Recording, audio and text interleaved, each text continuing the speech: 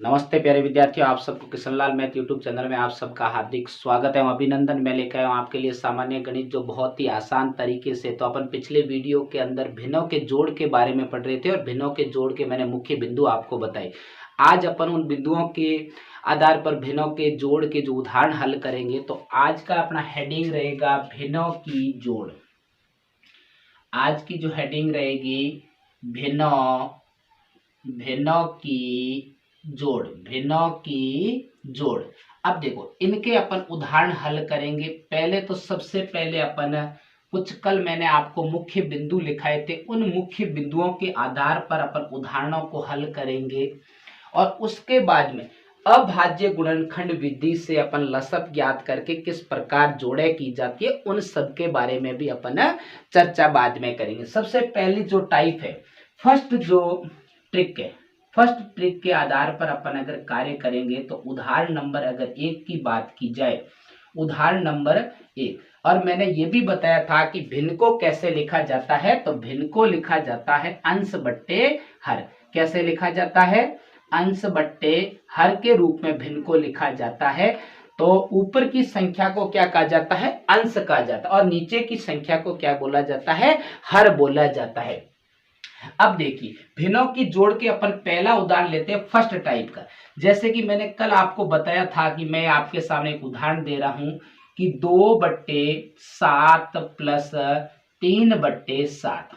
कल आपको मैंने फर्स्ट टाइप का जो एक मुख्य बिंदु लिखाया था कि ऐसी भिन्ने जिसका क्या होना चाहिए? हर समान हो। हर समान होने पर आप उसका कैसे हल करोगे कि हर समान होने पर आपको वही लसप आएगा जो लसप के अंदर, जो हर के अंदर जो संख्या है वही लसप है। अब दोनों में देखो हर समान है, पहले में 7 और दूसरे में भी 7, दोनों में समान है, इसीलिए इसका लसप क्या आएगा? 7। जो हर के अंदर संख्या दे रखी है वही क्या आएगी? लसप। अब देखिए, अब आपको क्या करना है? अब आपके ऊपर जो अंश के अंदर, पहली भिन्न के अंश के अंदर जो संख्या दे रखी है उस संख्या को आपको सबसे पहले लिखना है, फिर आपको गुणा का निशान लगाना।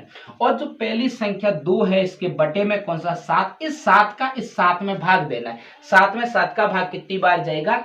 1 बार जाएगा। फिर आपको प्लस का निशान लगाना है। फिर आपको क्या करना है? दूसरी भिन्न के जो अंश में संख्या 3 है और फिर गुणा का निशान, और इसके जो हर वाली संख्या का इस लसप के अंदर भाग देना है। 7 का भाग इस 7 में कितनी बार जाएगा? 1 बार। अब इसको सरल करना है। देखो इसको कैसे सरल करेंगे, तो बराबर के अंदर आपको क्या करना है?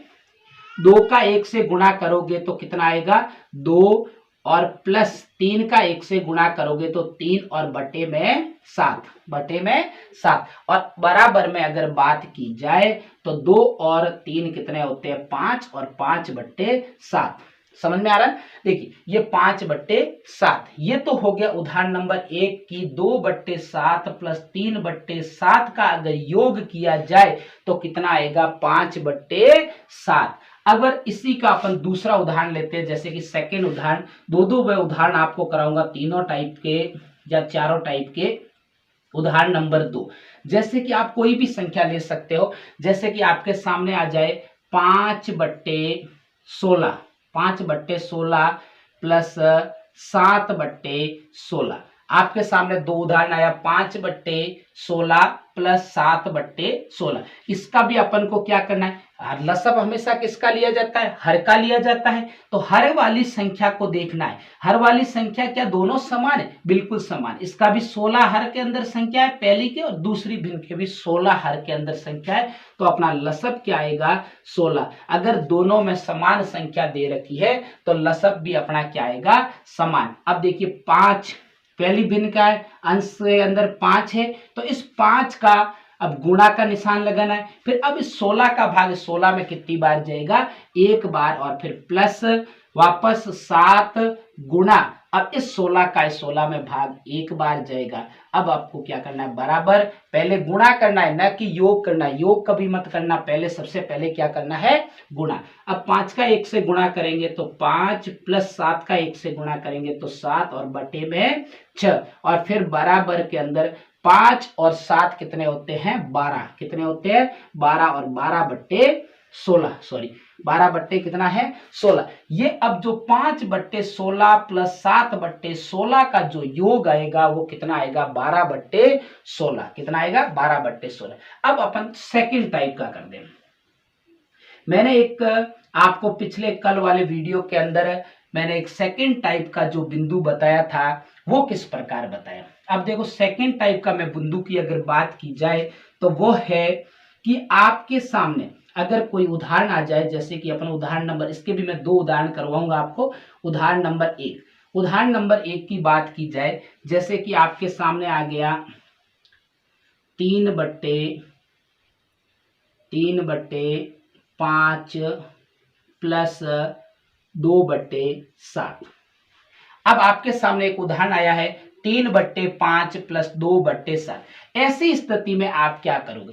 अब पहली बात तो यह है कि दूसरा मैंने एक उदाहरण बताया था कि हर के अंदर ऐसी संख्या हो जिसके अंदर कोई भी दोनों संख्याओं के अंदर कॉमन संख्या का भाग न जाए, तो वो संख्याओं का गुणनफल ही क्या कहलाता है, लसब कहलाता है। पहले मुझे एक बात बताइए आप कि सबसे पहले अगर बात की जाए तो आप इसको कैसे करोगे। 5 का और 7 के अंदर कोई कॉमन संख्या का भाग जा रहा है, नहीं जा रहा है तो आपको क्या करना पड़ेगा, इन दोनों का गुणनफल, क्योंकि देखो 5 के अंदर 5 का ही भाग जाएगा और कोई संख्या का भाग नहीं जाएगा, 7 के अंदर 7 का ही भाग जाएगा और कोई अन्य संख्या का भाग नहीं जा रहा है, एक को छोड़कर। तो आप इन दोनों का गुणनफल, मतलब कि 5 और 7 का गुणनफल ही क्या कहलाता है, लसब कहलाता है। तो 7 पंजे 35, मतलब इन दोनों का गुणनफल ही 7 का 5 से गुणा करो या 5 का 7 से गुणा करो, 35 ही आएगा।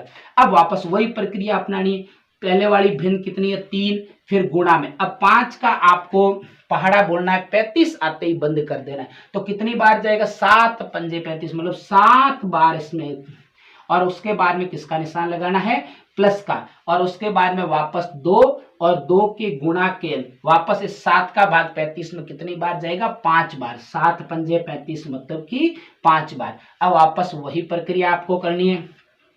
7 का 3 से गुणा करो तो 7 तिये 21 प्लस और 5 दूने 10, और बटे में कितना आएगा 25। बटे में कितना आएगा 25 नहीं सॉरी 35। बटे में कितना है 35। जो लसब के अंदर जो संख्या आ रही है वही संख्या इसके अंदर बटे में आएगी। अब आपको इनका योग करना है बस।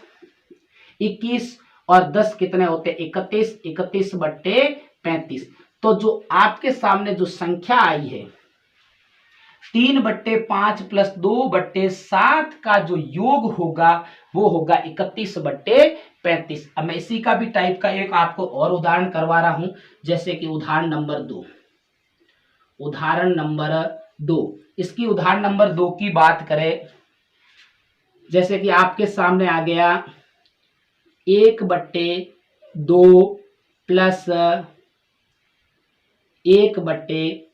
अब देखो बहुत सारे उदाहरण है, आप उनको उदाहरण लेके बड़ी संख्याओं का भी कर सकते हो आसानी से। अब देख इसमें भी वही प्रक्रिया, देखो 2 और 3 के अंदर क्या कोई कॉमन संख्या का भाग जा रहा है, नहीं जा रहा है। तो आपको क्या करना है, इन दोनों का गुणा ही क्या कहलाता है। क्योंकि कुछ प्रश्न ऐसे होते हैं आपको, जैसे कि कंपटीशन का एग्जाम देंगे आप, तो आपके सामने कुछ ऐसे प्रश्न आएंगे जिसको अपन को कुछ सीमित समय के अंदर हल करना। अब उसको ऐसे छोटे छोटे प्रश्नों को अपन अभाज्य गुणनखंड विधि द्वारा अगर लसब लेंगे और लसब लेने के बाद में करेंगे तो समय अधिक लगेगा। आप सही तो कर लोगे लेकिन समय अधिक लगेगा। कम समय में कैसे प्रश्नों को हल किया जाता है, तो उस टाइप के मैं आपको टाइपें बताऊंगा कि इन टाइपों के द्वारा आप आसानी से कम समय के अंदर प्रश्नों को हल कर पाओगे। तो इस दोनों के अंदर कॉमन संख्या का भाग नहीं जा रहा है, इसीलिए आप इन दोनों का गुणनफल ही लसब कहलाता है। तो 3 दूने कितना होता है 6, तो लसब कितना आया 6। वापस गुना कीजिए, 1 गुना 1 के बटे में 2, 2 का भाग 6 में कितनी बार जाएगा 3 बार। फिर प्लस वापस 1 गुना 3 का भाग इस 6 में कितनी बार जाएगा 2 बार। वापस देखिए, 1 का पहले हमेशा गुणा करना है, न कि जोड़ करना है। जोड़ कभी मत करना, ऐसे मत करना कि 3 और 1 को जोड़ दिया फिर इनको गुणा करोगे तो आपके गलत हो जाएगा। सिस्टम यह है कि सबसे पहले आपको बोर्ड मास का नियम भी मैं सिखाऊंगा कि बोर्ड मास के नियम के अंदर रूल क्या है इसका जोड़ बाकी गुणा भाग करने का, तो वो भी मैं बताऊंगा। अब देखो 3 का 1 से गुणा करोगे तो 3 प्लस 2 का 1 से गुणा करोगे तो 2। अब आप जोड़ सकते हो इसको, 3 और 2 कितने होते हैं 5 और 5/6। ये हो गया दूसरी टाइप के दो उदाहरण। आप भी ऐसे उदाहरण लेना जिसके अंदर कोई कॉमन संख्या का भाग नहीं जाए, तो आप उन दोनों का गुणनफल ही क्या होगा, लसप होगा। अब देखो थर्ड टाइप, आज अपन तीसरी टाइप के भी प्रश्न करेंगे। तीसरी टाइप का मैंने क्या बताया था, अब तीसरी टाइप का पहले मैं उदाहरण लिखता हूं आपके सामने। उदाहरण नंबर 1, उदाहरण नंबर 1 की अगर चर्चा की जाए तो आपके सामने आ रहा है कि 3/4 प्लस 5/8 आपके सामने एक उदाहरण आया है। अब मैंने एक ऐसा बताया था कि जो तीसरी टाइप का जो मैंने मुख्य बिंदु बताया था वो बताया था कि आपको एक ही संख्या से विभाजित अगर दोनों संख्या है, अगर एक ही पहाड़े में आने वाली अगर संख्याएं कोई है तो आपको सबसे बड़ी संख्या ही उसका लसप होगा। क्या होगा, सबसे बड़ी संख्या। अब देखो 4 और 8 दोनों एक ही पहाड़े वाली संख्या है, तो आपको एक ही पहाड़े वाली संख्या में सबसे बड़ी संख्या ही लसप कहलाती है। 4 और 8 के अंदर बड़ी संख्या 8 है, तो आपका लसप कितना आएगा, 8 आएगा। अब देखो वही प्रक्रिया अपनानी है, बस लसप का ही बस ध्यान रखना है इसके अंदर, बाकी तो वही प्रक्रिया सेम अपनानी। अब देखो 3 के गुणा, अब 4 का इसका भाग 8 में कितनी बार जाएगा, 4 दूने 8 मतलब कि 2 बार जाएगा, और प्लस फिर आएगा 5 गुना, अब इस 8 का भाग इस 8 में कितनी बार जाएगा, 1 बार जाएगा। अब देखो 3 दूने कितने होते, 6 प्लस 5 एकम 5 और बटे में वही आएगा जो लसप आया है 8, और 6 और 5 कितने होते हैं, 11। कितने होते हैं, 11 और 11/8। तो ये हो गया 3/4 प्लस 5/8 का योग। अगर जोड़ की बात की जाए तो 11/8। इसका भी मैं आपको एक और दूसरा उदाहरण और बताता हूं तीसरी टाइप का। उदाहरण नंबर 2, उदाहरण नंबर 2 की अगर बात की जाए तो अगला है आपके पास में, जैसे कि 5/7 प्लस 3/14, 3/14। अब आपके सामने एक उदाहरण आया 5/7 प्लस 3/14 का योग, या योग करना है अपन को, भिन्नों की जोड़ करनी है क्योंकि आपके सामने भिन्न है। अब देखो इसमें भी वही तरीका, दोनों देखो 7 और 14 दोनों एक ही पहाड़े वाली संख्या है, तो इसलिए सबसे बड़ी संख्या ही क्या कहलाती है, लसप। 7 और 14 में बड़ी संख्या कौन सी, 14, तो आपका लसप कितना आएगा, 14। कितना आएगा, 14। अब देखिए वापस वही प्रक्रिया अपनानी है, 5 और 5 गुना इस 7 का भाग 14 में कितनी बार जाएगा, 7 दूने 14, और फिर प्लस इस 3 गुना 3 का के बाटे में कौन सी, 14, 14 का भाग 14 में कितनी बार जाएगा, 1 बार, फिर बराबर। अब इसका गुणा करना है। सबसे पहले ध्यान ये रखना, गुणा करना है। 5 दूने 10, ये 10 प्लस 3 एकम 3, 3 एकम 3, और बटे में कितना है, 14, और बराबर में 10 और 3 कितने होते हैं, 13, और 13/14। ये हो गए आज। और चौथी टाइप, अब जो चौथी टाइप मैं करवाऊंगा वो कल मैं आपको करवाऊंगा। आप भी इसके कुछ उदाहरण, सभी तीनों टाइप के आप भी उदाहरण मिलाना, और मैं कल आपको इसको भिन्नों की जोड़ की जो चौथी टाइप है वो तो सबके अंदर सार्वजनिक है, मतलब कि अगर किसी को ऐसा याद नहीं है तो आप अभाज्य गुणनखंड के द्वारा किस प्रकार लसप लोगे और उसको लसप लेके और फिर भिन्नों की जोड़ किस प्रकार करोगे, उन सब के बारे में अपन कल चर्चा करेंगे। उससे पहले आप भी कुछ ऐसे उदाहरण मिलाना, और अगर मेरे वीडियो अच्छे लगे तो चैनल को सब्सक्राइब जरूर करना, और आगे भी आपके दोस्तों को शेयर करते रहना। कल फिर से मिलते हैं, नमस्ते।